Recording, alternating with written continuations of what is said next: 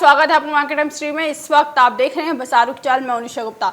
बात करेंगे एक हफ्ते के अंदर बाजार किस तरह से देखने को मिल चुके हैं और बाजारों के अंदर आने वाला हफ्ता किस तरह से देखने को मिल सकता है। जानकारों की क्या राय है, आने वाले हफ्ते को लेकर कौन सी कमोडिटी आपको बेहतर मुनाफा दिलाती हुई नजर आ सकती है। तो यहाँ पर अमित जी आपसे जानना चाहेंगे नॉन एग्री कमोडिटीज़ का आउटलुक क्या लग रहा है और नॉन एग्री के अंदर बाजार किस तरह से देखने को मिल सकता है आगे। अगले हफ्ते नॉन एग्री कमोडिटीज़ में यानी बुलियन, एनर्जी और बेस मेटल्स कॉम्प्लेक्स में क्या रुझान रह सकता है, इसकी चर्चा करते हैं। शुरुआत बुलियन से करेंगे यानी गोल्ड और सिल्वर से।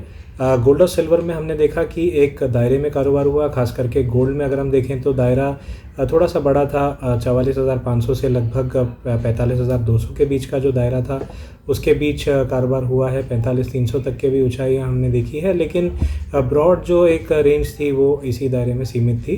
तो इस हफ्ते में हमने यूएस बॉन्ड यील्ड्स को नई ऊंचाइयां छूते हुए देखा है 10 से 11 महीने की, जहां पर 1.75% के करीब चली गई हैं। तो ये क्योंकि फ़िलहाल बाज़ार इस चीज़ पे काफ़ी फोकस्ड है और काफ़ी ध्यान दे रहा है, तो डे बाय डे बेसिस जैसे मूवमेंट्स हमें यूएस 10 ईयर बॉन्ड यील्ड्स या जो शॉर्ट टर्म बॉन्ड यील्ड्स है 2 इयर्स या 5 इयर्स उसमें आती हैं, अकॉर्डिंगली हमें देखने मिलता है कि गोल्ड और सिल्वर में एक इम्पैक्ट देखने मिलता है, क्योंकि डॉलर इंडेक्स इस वजह से काफ़ी प्रभावित होता है। तो हमने देखा कि हफ्ते के आखिरी कारोबारी दिन काफ़ी उठापटक रही, लेकिन एक दायरे में ही था। फिर भी बाज़ार 44,850 से माफ़ कीजिएगा 45,100 के बीच ट्रेड हो रहा था। और डॉलर टर्म्स में भी अगर स्पॉट गोल्ड की बात करूं तो कहीं ना कहीं $1,720 के आसपास बाज़ार ने अभी एक बेस बनाई है जो होल्ड कर पा रहा है, और अपसाइड में 1755 तक के लेवल्स हमें स्पॉट में देखने मिले हैं। आपको ध्यान होगा तो पहले हमने डिस्कशन किया है कि $1760 से $1765 एक पोजिशनल ब्रेकआउट है। अगर उसके ऊपर बाज़ार सस्टेन होने में कामयाब हो जाता है तो हमें तेज़ी आते हुए दिख सकती है आने वाले दिनों में। और बाज़ार कुछ आसार वैसे दिखा रहा है, क्योंकि $1745 के करीब के वीकली क्लोज हमें स्पॉट गोल्ड में देखने मिले हैं। तो जिस तरह मैंने अभी बात की है कि हालांकि बॉन्ड यील्ड्स ऊपर जा रही है, लेकिन उसके जाने का कारण ये भी है क्योंकि बाज़ार इन्फ्लेशन एक्सपेक्ट कर रहा है। और फेड चेयरमैन जेरोम पावेल के जो स्पीच थी फेडरल रिजर्व पॉलिसी में, उन्होंने अपग्रेड किया जीडीपी फोरकास्ट को लगभग 2.25% से 6.5% के आसपास। वहीं अनएम्प्लॉयमेंट रेट 4.5% रहेगी, ये डिस्कस हुआ है।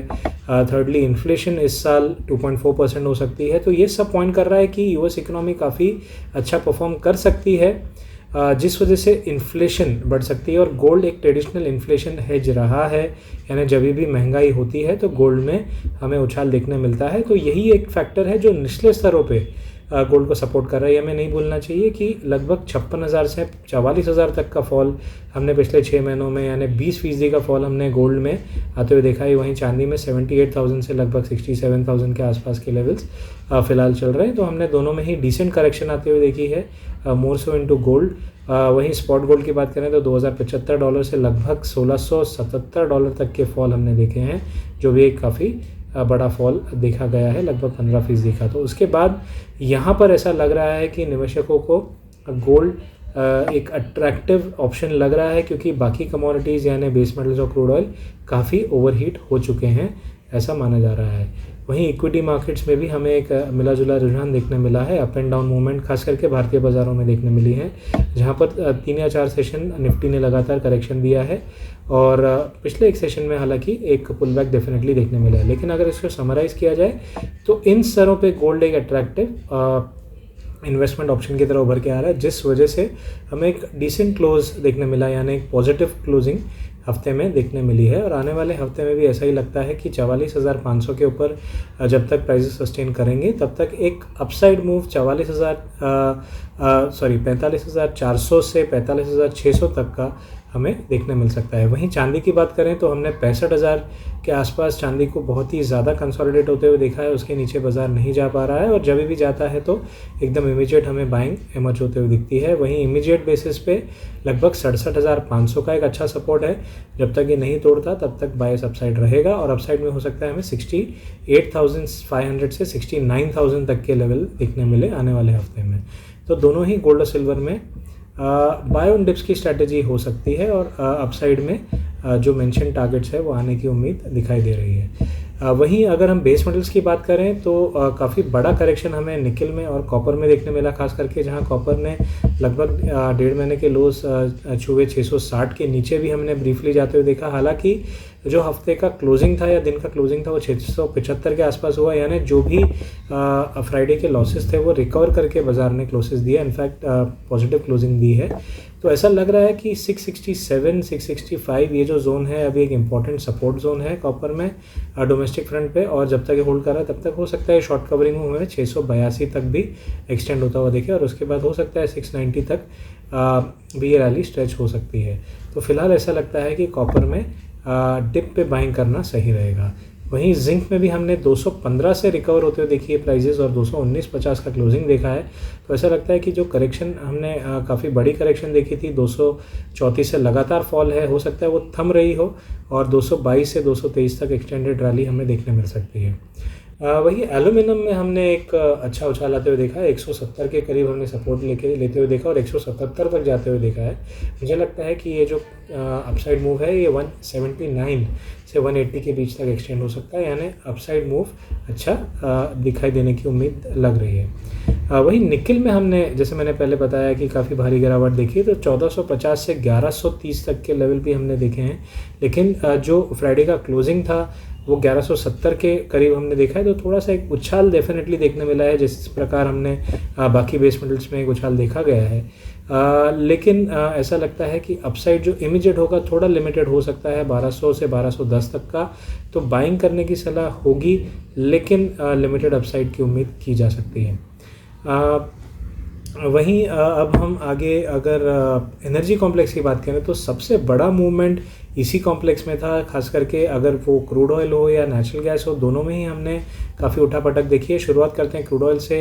तो देखा गया है कि डिमांड के स्लो डाउन होने की आशंका की वजह से, क्योंकि यूरोप में दोबारा लॉकडाउन लगाया गया है, पेरिस में खास करके, और इंडिया में भी कुछ शहरों में लॉकडाउन हुए हैं, एंड इंडिया क्रूड ऑयल का थर्ड लार्जेस्ट कंज्यूमर है। तो क्योंकि वायरस का जो थ्रेट है दोबारा लौट रहा है, और सेकेंडली जो काफ़ी हद तक डिस्काउंटेड है या काफ़ी हद तक ओवर स्ट्रेच था सप्लाई को लेकर जो कंसर्न है, खास करके ओपेक के बैठक के बाद, क्योंकि एक रैली देखी गई थी 4600 से लगभग 4970 तक प्राइजेस जा चुकी थी। तो एक रैली ओवर स्ट्रेच थी, $70 के करीब भी WTI प्राइजेस गई थी। तो ऐसा लग रहा है कि उस रैली का अब करेक्शन आ रहा है, क्योंकि पिछले 8 या 9 महीनों से लगातार प्राइजेस में उछाल देखने मिला है। तो एक प्रॉफिट बुकिंग का दौर शुरू हो चुका है, और ऐसा लगता है अब कि 4600 के करीब एक इम्पॉर्टेंट बैरियर रहेगा। उसके ऊपर जब तक प्राइजेस नहीं जाती तब तक उछाल पे बिकवाली की जा सकती है, और जो नीचे के स्तर दिखे थे 4300 के करीब वो दोबारा दिख सकते हैं, और उसके भी नीचे करीबन 4150 तक दाम आने वाले एक हफ्ते से 10 दिन में स्लिप हो सकते हैं। तो हालांकि अगले हफ्ते के शुरुआती कारोबारी दिनों में 1 या 2 सेशंस में हमें हो सकता है 4600 तक का उछाल देखने मिले। तो एक बार short term traders intraday buying कर सकते हैं, लेकिन ओवरऑल अगर आप ट्रेंड के साथ चलना चाहते हैं तो उछाल पे बिकवाली करना ज़्यादा फ़ायदेमंद हो सकता है। वहीं नेचुरल गैस की बात करूं तो 176 से 177 तक के लोज हमने आते हुए देखे हैं, लगातार करेक्शन देखी है, क्योंकि जो पीक विंटर मंथ है वो हो चुके हैं। ऑफिशियली विंटर मंथ एंड हो चुका है यूएस में, मार्च मिड तक जनरली होता है, और डिलेड सेविंग टाइम भी हमने देखा है वो शिफ्ट हुआ है। तो इसके बाद ऐसा लगता है कि नेचुरल गैस का डिमांड जो जैसा जनरली रहता है वो एक लीन पीरियड होता है, जहाँ पर डिमांड एटलीस्ट समर मंथ्स तक, यानी लगभग जून ऑनवर्ड्स यूएस में, जहाँ पर फिर I would say demand emerge होती है कूलिंग पर्पसेस के लिए। जब तक वो डिमांड इमर्ज नहीं होगी तब तक नेचुरल गैस में कुछ खासा कारोबार अपसाइड पे नहीं होगा, यानी उछाल ज़रूर देखने मिलेगा, लेकिन उछाल पे दोबारा हमें बिकवाली हावी होते हुए दिखेगी। वेरी शॉर्ट टर्म बेसिस, क्योंकि 178 177 के रीजन में सपोर्ट है, हो सकता है हमें 191 से 192 तक का उछाल देखने मिले।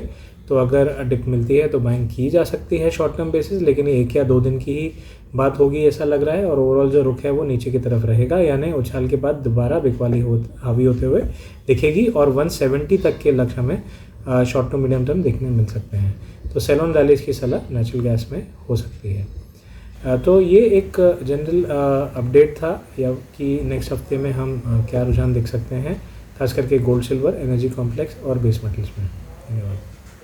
जी, बहुत बहुत शुक्रिया अमित जी, आप हमारे साथ जुड़ा। तमाम जानकारी इस वक्त आपने जिस हिसाब से आपने कमोडिटी बाजार के अंदर नॉन एग्री कमोडिटीज़ का बताया, क्योंकि यहाँ पे सोने और चांदी के अंदर कल यानी हफ्ते के आखिरी कारोबारी दिन बाजारों को हमने पॉजिटिव ट्रेड में क्लोज होते हुए देखा। और हालांकि जिस हिसाब से गुरुवार को फेड की जो रिजल्ट निकल कर आया और उसके बाद हमने बाजारों के अंदर जो चीज़ें देखी है वो ऐसा लग रहा है कि महंगाई बढ़ने के ही आसार है। और जिस हिसाब से सोने को एक as a safe haven demand की तरफ से वापस से एक बार खरीदारी बढ़ती हुई नजर आ सकती है। और इस हफ्ते के आखिरी कारोबारी दिन जब बाजार पॉजिटिव इंडिकेशन के साथ बंद हुए तो उसको देखकर ऐसा ही लगा कि बाजारों के अंदर सोना वापस से एक बार तेजी की तरफ देखने को मिल रहा है, क्योंकि आपने उच्चतम स्तर से सोने के अंदर लगभग 6 महीने की अगर हम बात करें तो 20% की हमने यहाँ पे गिरावट आती हुई देखी। चांदी के अंदर भी गिरावट देखने को मिल चुकी है। तो ऐसा लगता है सोना और चांदी वापस एक बार फिर से हल्की सी तेजी की तरफ रह सकता है। तो आने वाला हफ्ता सोना और चांदी को लेकर पॉजिटिव देखने को मिलेगा। यहाँ पर वापस से सोने के अंदर स्पॉट मार्केट के साथ ही और उसके साथ यहाँ पर ट्रेडिंग पॉइंट ऑफ व्यू से भी बाजार तेजी की तरफ देखने को मिल सकता है।